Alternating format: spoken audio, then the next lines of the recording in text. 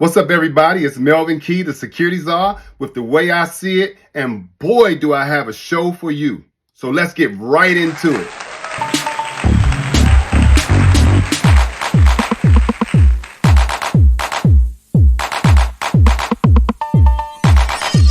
So what everybody wants to know about is the public corruption case in California involving Santa Clara County Sheriff Lori Smith and Christian West, the former CEO of now defunct AS Solutions, a powerful security firm in California that took care of the elites, including Mark Zuckerberg, Facebook, and the Facebook family.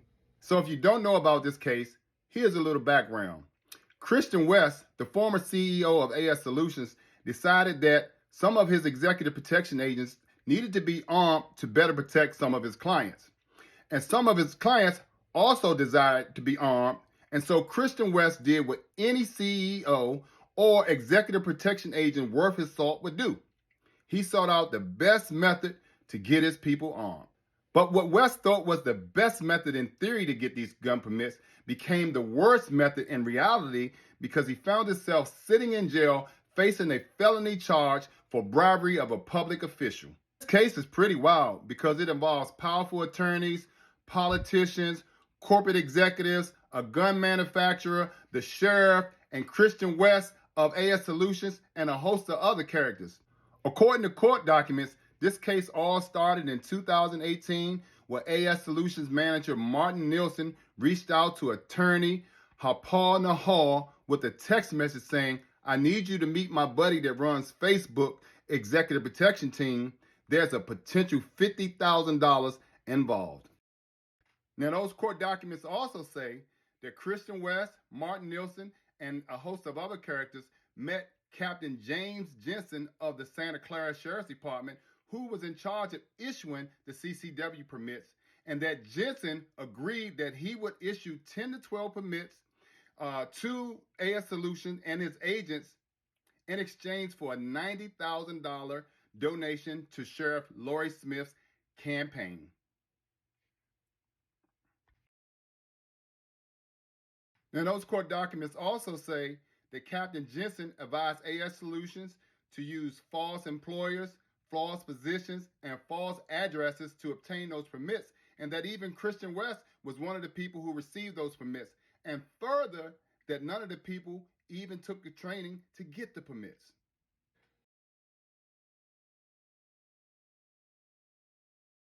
Now, the charge and criminal complaint in court documents has over 30 overt acts committed by Mr. Christian West and some of his cohorts. But nonetheless, I think you guys get the picture without me going through each one of the charges.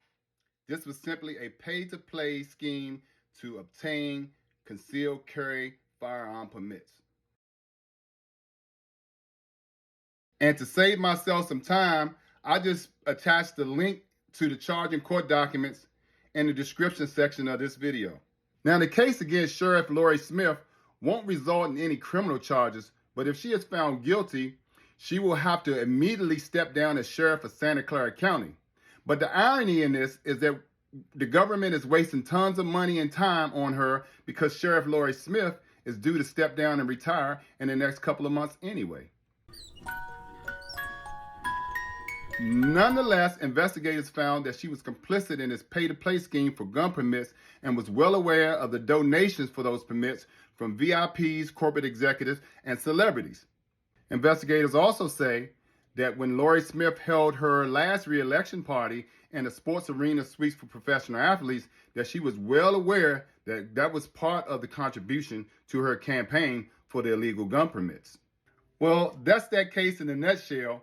But from my perspective, I believe that nothing will happen. Lori Smith has been the sheriff since, I believe, 2008. She's 6 terms in. Christian West is well connected to the VIPs and the elite of the world, and especially in California. And so even though it's unfortunate that he lost his company, Mr. West is still out there doing the same thing, just under a different umbrella. Integrity is everything in the executive protection business. And being able to get things done is the other thing. But no matter what, we have to always protect our reputation. It doesn't make sense to work so hard to build a reputation of a good business to lose it on one dumb decision. So shout out to Mr. West. Wake up, Mr. West! Mr. West! Mr. West! Wishing you all the best in the years to come. If you want to learn more about this case, check out the links in the description below. In other news, another court case that people want to know about is the wrongful death lawsuit filed by Drakeo the Ruler's family against Live Nation, C3 Presents, Bobby D Presents, Snoop Dogg, and a host of other people. For those of you who don't know, Drakeo the Ruler, also known by his real name, Daryl Caldwell, was in Los Angeles and set to perform at the Once Upon a Time Festival, hosted and promoted by Snoop Dogg, Live Nation, C3 Presents, Bobby D Presents, and a host of other people. From all reports and witness statements, Drakeo was in the area of the festival only meant for artists, VIPs, and festival staff members when he was approached by what witnesses say was at least 100 blood-affiliated gang members. A fight ensued, and ultimately, Drakeo was stabbed in the neck and lost his life. Witnesses also said that the gate to that access area was not guarded by anybody, and additionally, the fight lasted 15 minutes and no security ever showed up to intervene. If you haven't seen the footage, I just so happen to have a copy of it, and it doesn't show the stabbing, but what it does show is a determined Drakeo in the forefront of the group that he's with, fighting for his life. So let's go ahead and check that footage out. This was the fight leading up to the stabbing death of 28-year-old Daryl Caldwell, better known by his stage name Drakeo the Ruler. It happened December 18th behind the main stage during the Once Upon a Time in LA festival, which was held at the Bank of California Stadium in Exposition Park. Attorneys say Drakeo had no security, and they say the gate was not secured, allowing the public to run in and out. The family is now suing Live Nation, which helped organize the event. Bobby D Presents, C3 and Jeffrey Shue. Drakeo was also set to perform that night. Attorneys say he should have had better security. Now, what you don't see in this video is any security, anywhere, at any time, which is the basis for the lawsuit against Snoop Dogg and Live Nation. Now, Snoop contends that he shouldn't be held liable for this lawsuit or in this lawsuit because he didn't hire security. But Drakeo's family is saying that regardless if Snoop hired the security or not, that Snoop and the promoters had the obligation and duty to implement and execute a security plan to protect the artists and the festival goers alike. People are coming through that fence originally, and that fence is the outside. That's the public right there. People are coming in. They're able to corner Drakeo, and again, it's approximately 40 to 60 people were able to get into this area who were adverse to Mr. Caldwell, and then they closed the gate back up to then corral him back in. The family is also saying that the venue where the festival was held was situated in gang-affiliated territory, and that the promoters and organizers should have known this and should have beefed up security and taken other precautions to prevent any type of activity from happening. Live Nation is at the forefront of this lawsuit, and they are also charged in the lawsuit and the Astro World incident where 10 people lost their lives. Now, it should be noted that in both of these incidents, they focus on security or lack thereof, and also the security company CSC, which was the head security contractor for both of these incidents. Live Nation is saying, no way, we won't pay.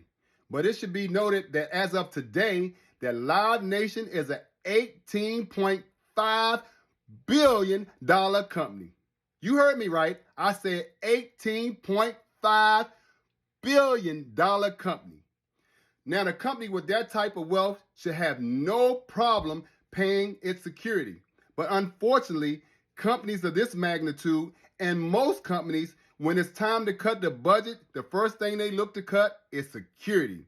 And because companies like Live Nation have highly paid attorneys and craftily written contracts, the people usually left holding the bag and bearing the brunt of the responsibility is small locally owned security companies who barely charges these companies enough to pay their employees and make a profit. Now, if you follow me or any of my content, you know that I've been the director of security or the head of security for inaugurations, MLB All-Star games, PGA golf tournaments, tennis tournaments, and countless festivals and concerts. And one of the things that you hear me gripe or rant most about is unqualified, uncertified, and untrained guards at these events. And just in case you don't know what I'm talking about, just check out this footage. Hello, Mr. George. How much you pay for the new guy? $20? No, too much money. He's no good operator.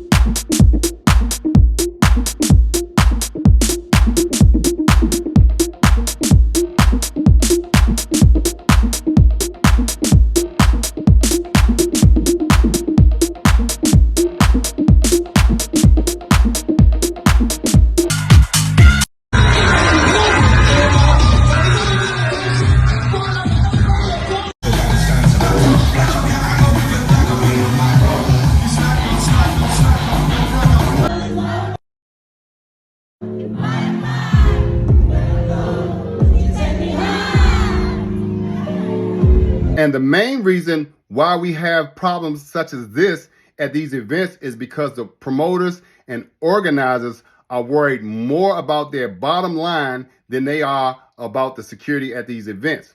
And so they go out and they hire the cheapest security as possible, and they require the security to have up to $9 million of liability insurance, which puts the security company at a precarious situation.